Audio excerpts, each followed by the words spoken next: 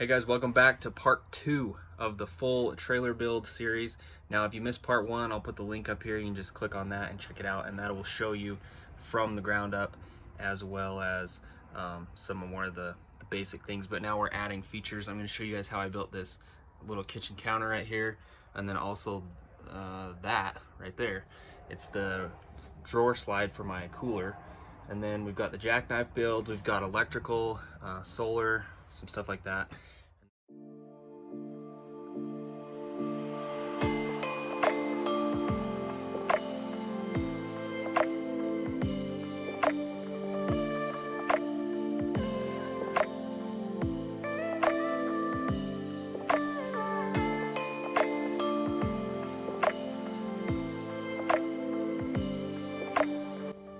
Okay, so in the last video we left off with the shower. I put the new faucet and all that in there, but I need to connect stuff on the other side, and that requires me to build the kitchen counter with the sink.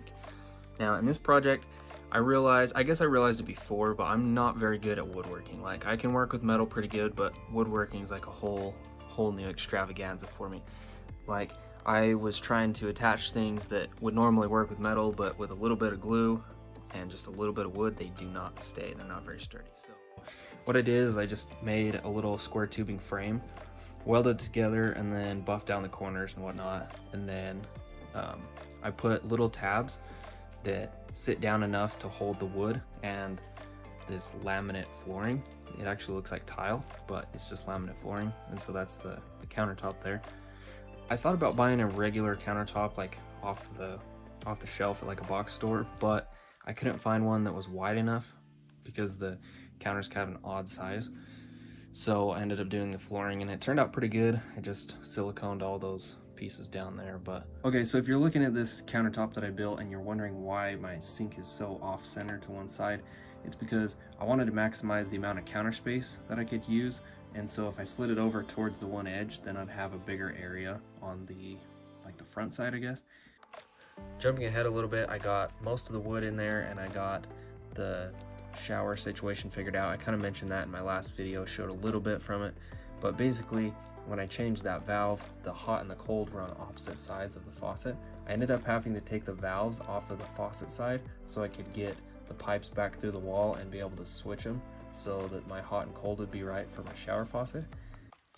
Another thing I had to do was get a super short mount for my shower head, because the one that came with the faucet was way too long, made the water hit the wall instead of you. So I just got a drop ear and then a close nipple, and then I screwed the actual shower head right onto the wall. Like I said in the last video, I found a lot of motivation to get a bunch of work done, like right before I went on a trip. And so I didn't really film a whole lot, but I got all the wood in, got it stained. Actually, my mom stained part of it. She was helping me out, so thanks to her. And I got my door built for the shower bathroom area. Basically, I did the same thing as I did for the kitchen cabinet there. Put that all in, and then took it out and used it, and it was freaking awesome. Everything was like half done, not even half done, but insulation falling out, and it was awesome. Better hit that like button if you haven't already. Check it out. Now let me show you something here. This flips down like that. It'll flip up like that. Guess I'm losing my pins right there, boy.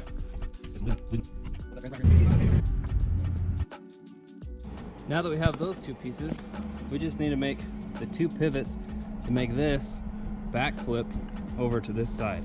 So one will probably go like right here, there, and back here.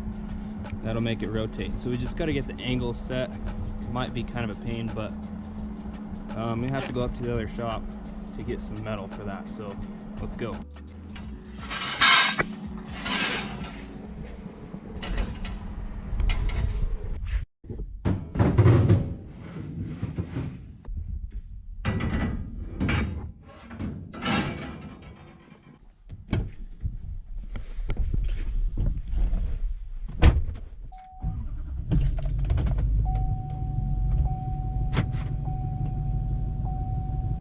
Alright, so I've actually been up at the other shop for a little while now. I've been playing around with these pivots on the bed, and I think I about got it figured out. I got some arms mocked up with just aluminum. I kind of have a little bit of an offset right here. I didn't need to go quite that much, I don't think, because I have spacers in there as well. But I'm basically testing to see if the pivot takes me to the right spot and then lays down flat, you know, like to the right spot being how far angled it up is for the back of the seat. So I'm gonna actually go ahead and cut out another set of these and drill the holes and weld on the studs for the small piece, drill the holes for the big piece, and then we're gonna put it together and see if it works. And that way we can see what we need to adjust and then go from there. It's kind of hard to tell what it's gonna do with only one side because you can't fully pivot it. So let's do that.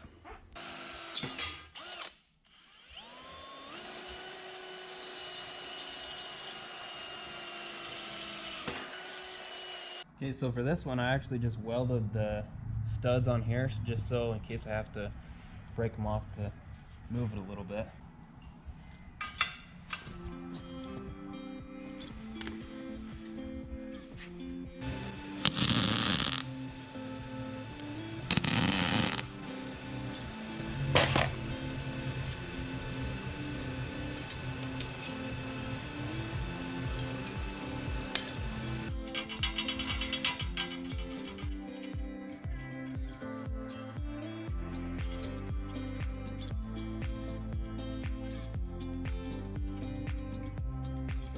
All right, moment of truth. Let's see what happens.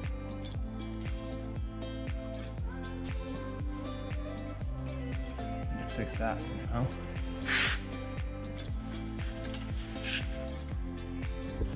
All right, so the problem now is that angles back just a little bit too far, I think, for the bench. So what we need to do is make a little. So I'm just gonna go in the computer and draw this out a little bit right here, make that a little bit thicker, and that will move my stop point from right there. And I'll move it up, let's see, it's not bad right there. Move that up 3/4 of an inch, and we'll do it 2 inches long. Okay, so this is the one I need to add to right here.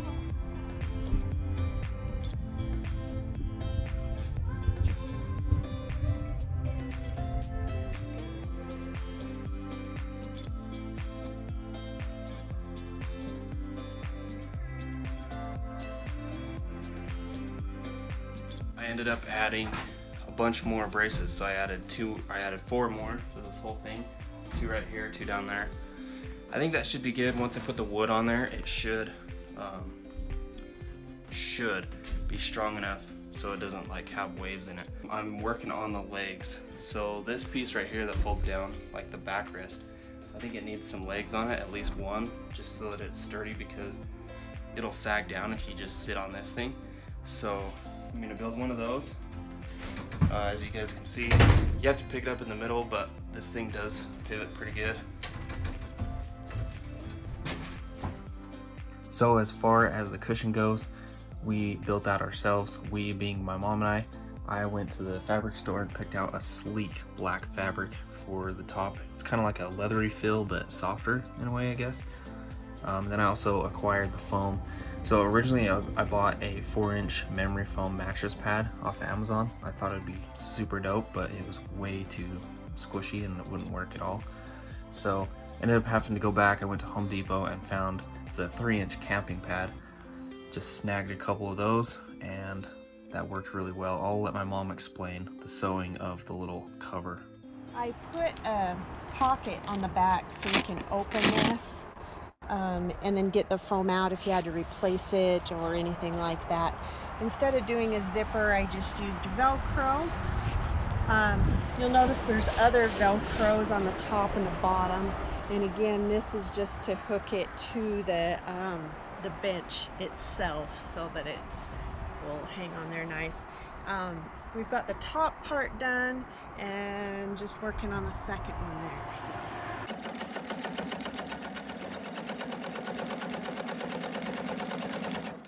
Here we are. So obviously I've jumped ahead a little bit. I actually got some wall up there. It's painted. I got some trim, some ceiling. So on the walls, to give it that homey feel, I went ahead and did a texture just like you would in a house. My dad has the texture gun, so basically you just take spackle and thin it out and then spray it through the gun. It hooks up the air compressor and it'll spray that texture, and that's what you see, all the little white speckles. What do we got going on here? Oh.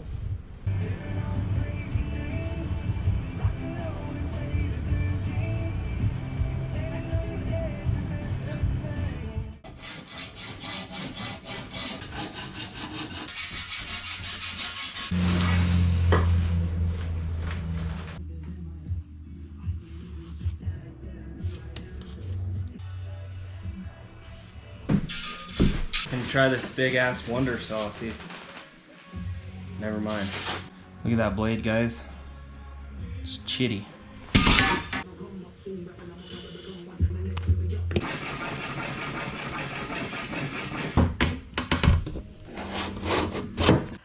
I did the same thing up here on the top.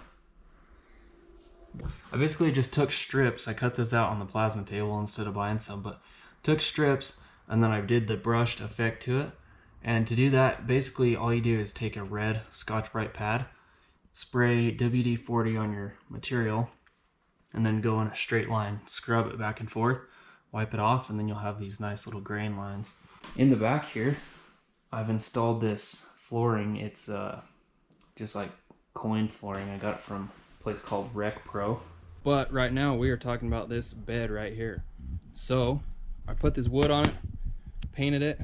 I finished putting these legs on there. I briefly started talking about the legs before we jumped to this point. So kind of explain what I did here. So I ended up putting 3 legs on this part. That one is because when the bed pivots out from the wall like this, it needs one for the back section. So that's why there's a leg down there. And then there's a standard 2 for in bench mode. What I did here is I have a pin and I welded it inside here and then buffed it off so you can't see it, but this actually pivots out, and I just got a piece of, it's like 3/16 plate, just cut it and then kind of bent it on an angle for my stop. I don't know, it's probably not the cleanest way to do it, but it works. So this actually just will pin right back in there when it's in the upright position, and then like that. This is the part that I haven't finished up yet. I haven't built. I'm just gonna do it onto this wall stud right here before I put the trim on, but there will be a clip probably that holds this up against the wall. Right now I got this high quality Walmart ratchet strap. Oh, and here's the rest of the trailer. I got her painted, guys. Look at that. It's actually starting to look like some. So come up here real quick. I did my kitchen. I'm really not too stoked about this. I got these sticker subway tiles and it actually looked really good for quite a while. Maybe like a couple weeks, and then it started peeling away, like it shrunk up. So I'm not very impressed with it, honestly. Look at this. This stuff looked sweet when I first put it on. It's falling off, so that was a fail. Anyways, so for right now I just have this bolt in here. I'm gonna get an actual pin to put in there eventually, but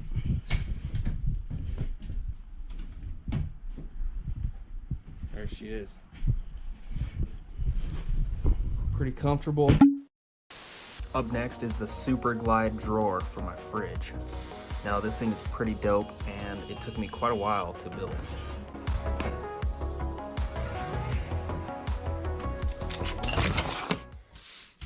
Alright, so this is my beautiful plan right here. Basically this piece right here is going to be that piece of angle. I'm going to put ball bearings here, here, and here. This is going to be the drawer, and then it's going to have a big face plate with a step in it to fill in this gap right here.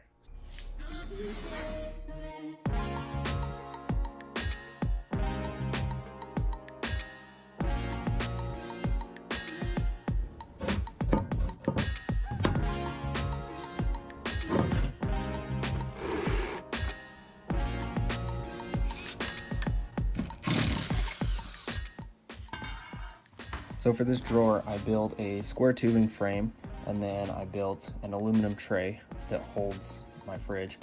And to make it slide back and forth, I bought skateboard bearings off of Amazon and then figured out the spots where they needed to be alongside of the angle iron right there.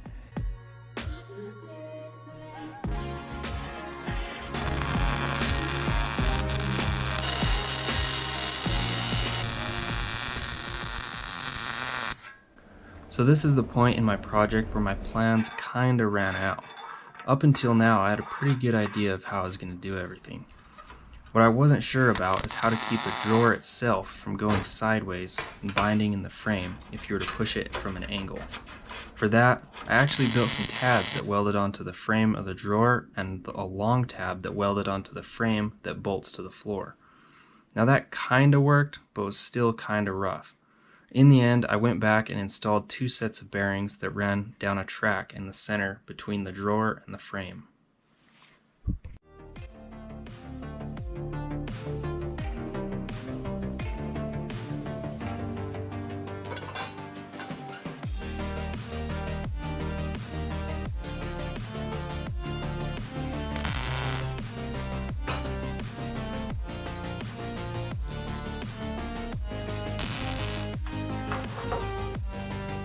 Instead of buying a whole new sheet of aluminum to build this little tray, I used scrap pieces we had at work, but to do that I had to weld 2 separate pieces together.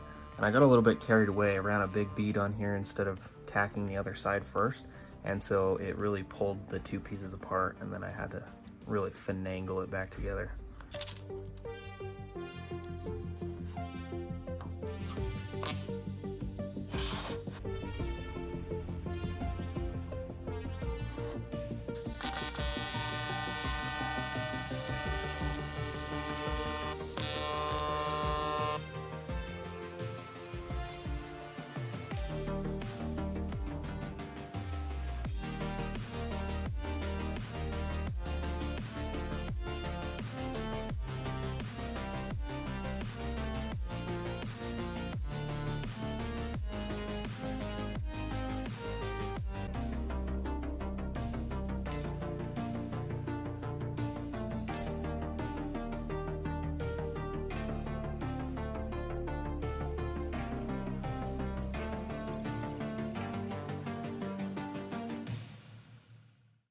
Up here, I'm doing some angles. I'm gonna make this will slide in and out.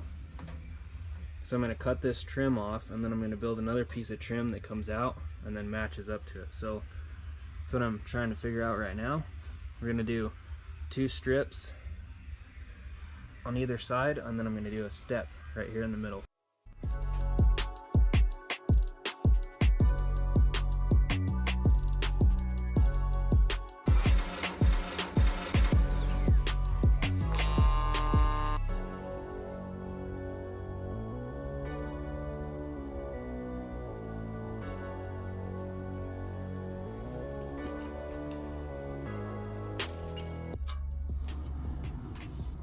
My whole body can fit in here, so hopefully that's enough room for all my food. But I pack a lot, so we'll see.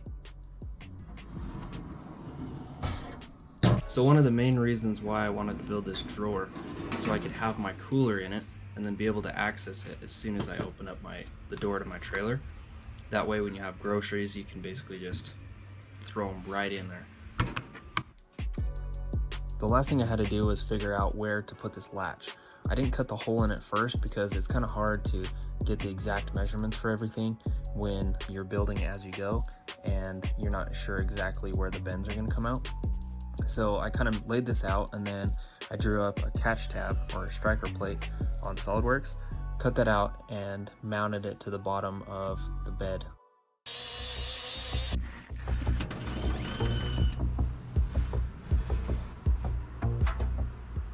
I'll just weld it back up. It doesn't work.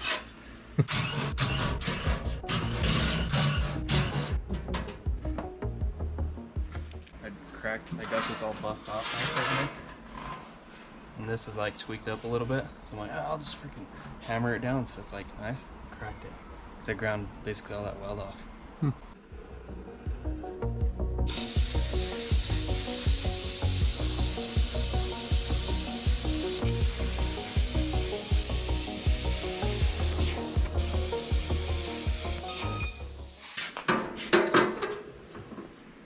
Titties. Titties. Hold on a second. What? Oh. What holds this in? Alright, so that pretty much sums up the fabrication portion of this project. I'm going to take it back to the body shop. I'm going to get it all painted up. Probably paint it the same color as the shower pan that's in my shower, obviously. I'm probably going to leave the tray part of it, just raw aluminum, because I'll be throwing stuff in and out of there. And yeah. And then I'm actually going to replace these screws right here with rivets, but not till I get it painted.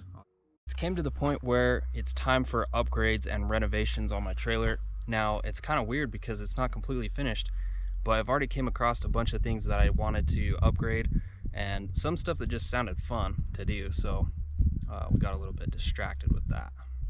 As you can see, we're out in nature today. The sun is shining, and that means power is being made. Now, I had a 160 watt solar panel on the top of my trailer, and it did actually pretty good, but me and my newfound addiction to solar power and batteries and all that stuff has caused me to buy one more panel. So the thing is, you get one solar panel going and it's making power, and then you buy a new charge controller and that can handle more power than your solar panel makes. Kind of makes you want to go on Amazon and hit that buy now button on another panel. Okay, so here's the second panel that I installed right here. This is 160 watts and this is also 160 watts. Now I wired these in series right here, so it's actually putting out more voltage, and I didn't have to upgrade the wiring at all, so that was pretty handy.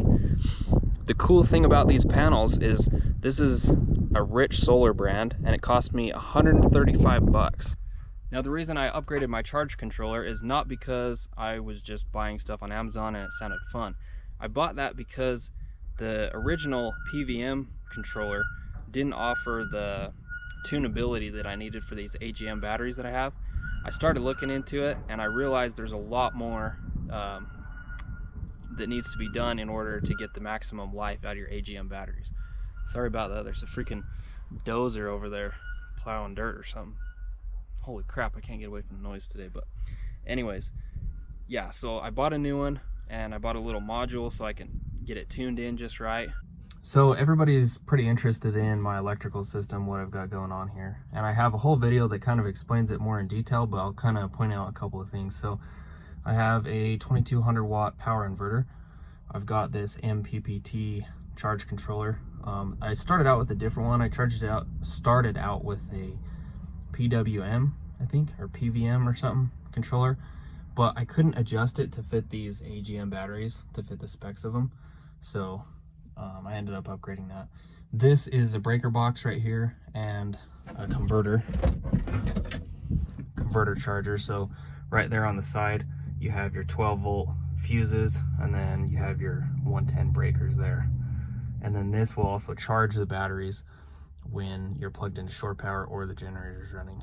So next to it, I have my automatic transfer switch, and this is basically just so that I can have my inverter hooked in and then remotely turn it on and then not have to change any of the electrical. That way I could plug my generator in or my inverter or both of them, and only one power source will go through the trailer at a time. That hole right there is because I originally had my old charge controller right here on the front, but now it's huge, so I had to put it right there, and then now it has that hole.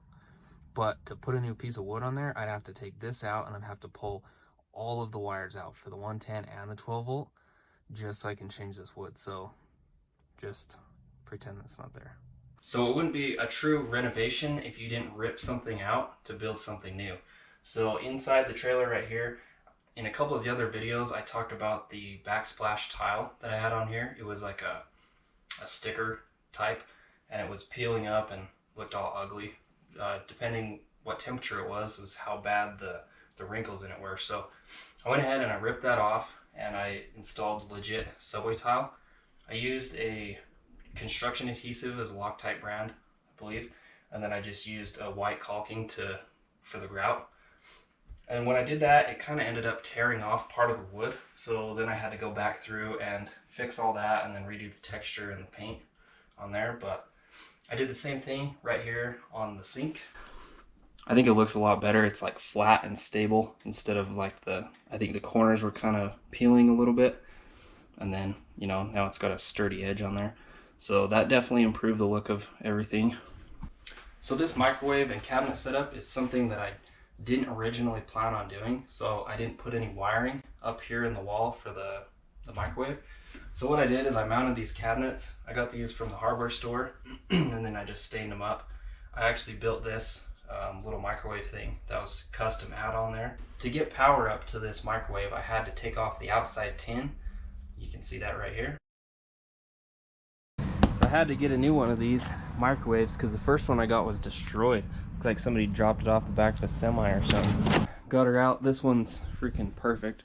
The last one had a big old dent right here, and then the side was caved in, and then the bottom was caved in, so it sat like this. I put it in the shelf and it was all cocked.